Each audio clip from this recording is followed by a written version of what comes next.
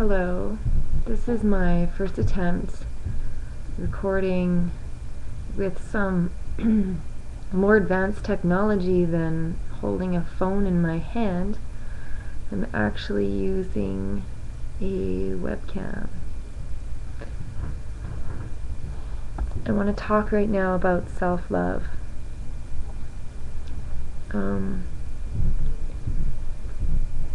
I've talked a little bit about divinity and the state of quantum entanglement and how you are a divine source of creation, a vessel of creation. And I want to talk about self-love. Self-love is not an emotion. Self-love is not something that you can grasp or hold on to. It is what you are all the time.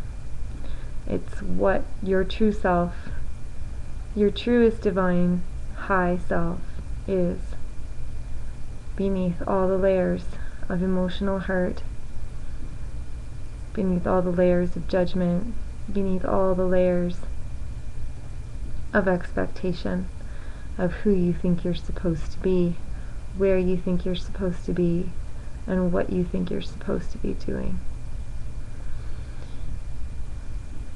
Self-love can be reflected to you in many, many ways.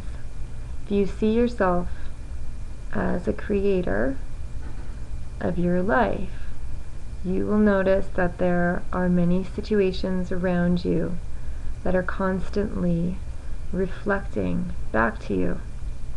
As soon as you choose to not be a victim of circumstance or to specifically say to anybody, you're putting me in a position, or you're doing this to me, or you're making me feel this way, you are experiencing self-love.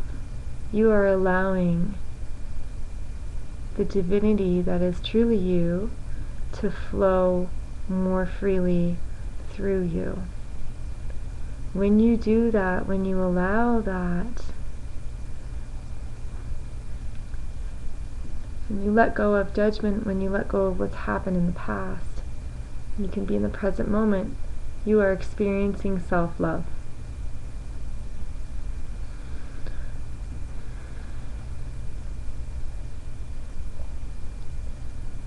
So, self-love, I believe, is not something that is selfish. It completely transcends the ego. From my experience and from what I can see, I have direct proof in my own life. It is the inner child that becomes the ego. It is the state of having lost something, or feeling like you just want to go home, or feeling abandoned, or feeling like you're not getting enough love, feeling like you're not getting enough attention. It is my experience and my observation that people who have an overabundance of love and who are actually labeled as being spoiled may still develop an ego. Depends on how they are spoiled, but if they are actually shown love, they have a sense of value of themselves that doesn't come from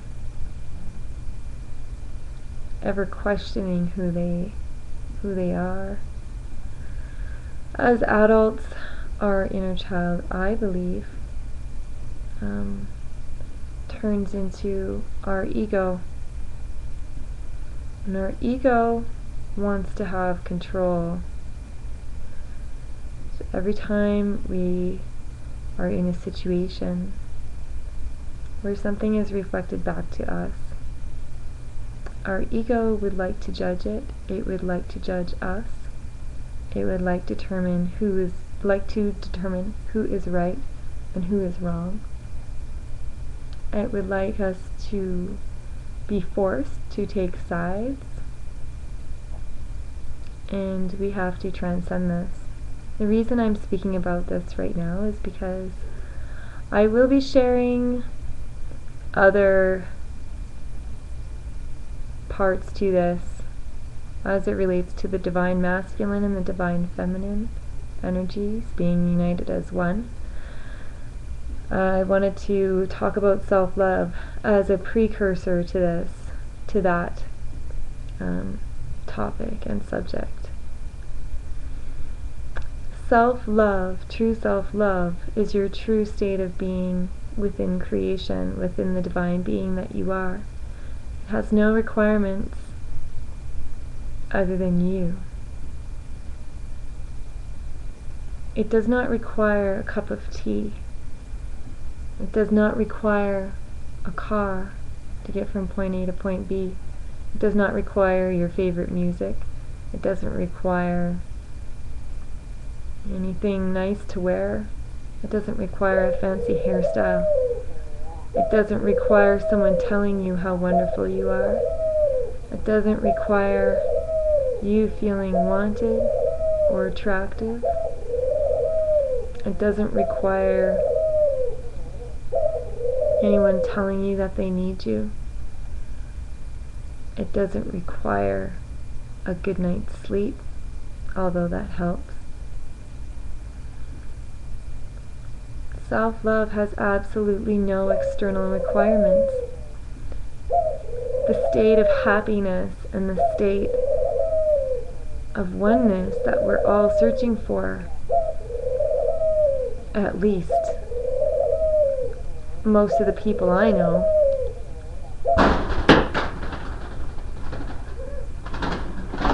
so they're supposed to be asleep. Most of the people I know are using some form of belief system or structure or religion or enlightenment process or some manner or fashion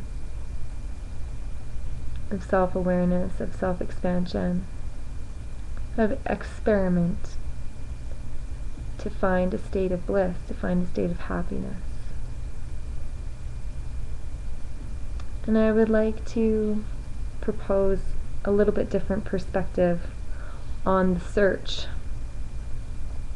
I would like to suggest that understanding your divinity is enough.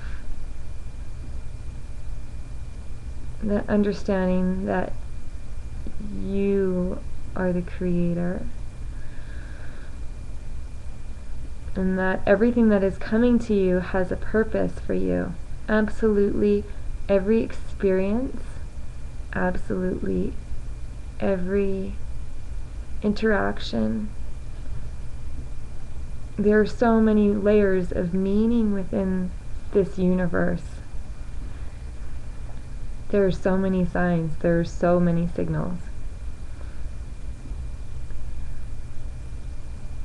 So if you constantly remind yourself of that, something begins to happen. You start to stop judging what's around you, and you start to see it as a lesson for yourself. So I can view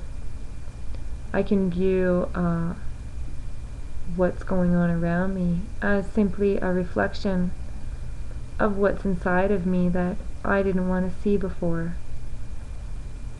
I didn't want to acknowledge a part of myself.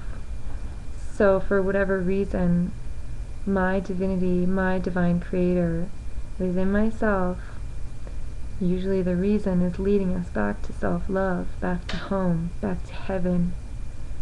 Heaven is already here. You are heaven. There's many ways you can look at these sorts of circumstances around you. You can be reactive, you can be emotional. I'm speaking from experience. Whatever your initial reaction is to these circumstances and situations, if you step back and you look at it with gratitude and understanding, and you look at that person, you look at that asshole cutting you off in traffic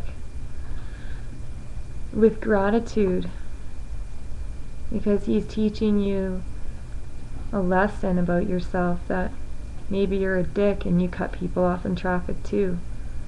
Once you forgive that person, once you're able to forgive that person for cutting you off, and you realize that it's a reflection of you consistently cutting people off in traffic.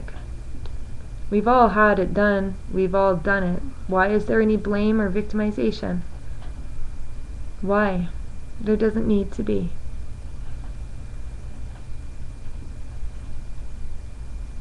As soon as you can forgive that person, you are uniting and balancing the masculine and feminine energies within you. Forgiveness is not a feminine trait. Forgiveness is a trait, a state of oneness.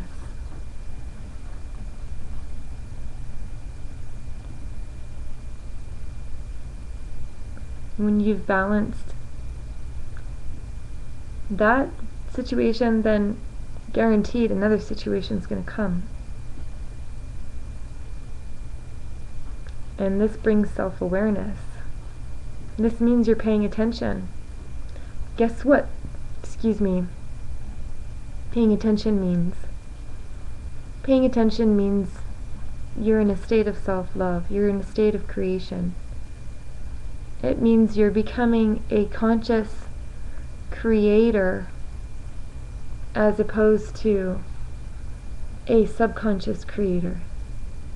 Your subconscious is ruled, I believe,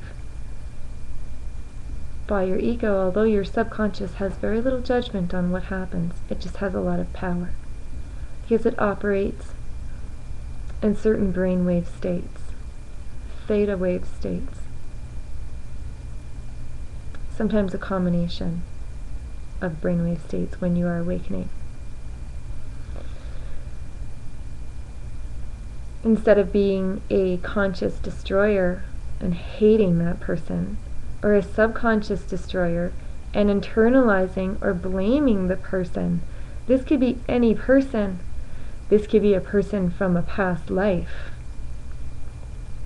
This could be a person from this life. It could be a person from your past.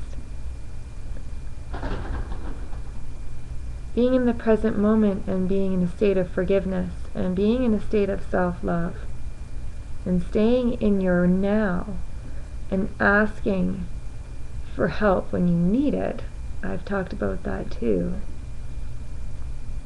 puts you in a state of not needing any extraneous approval, resolution.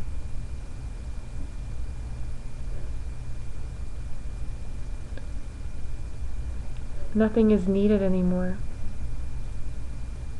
You still have wants.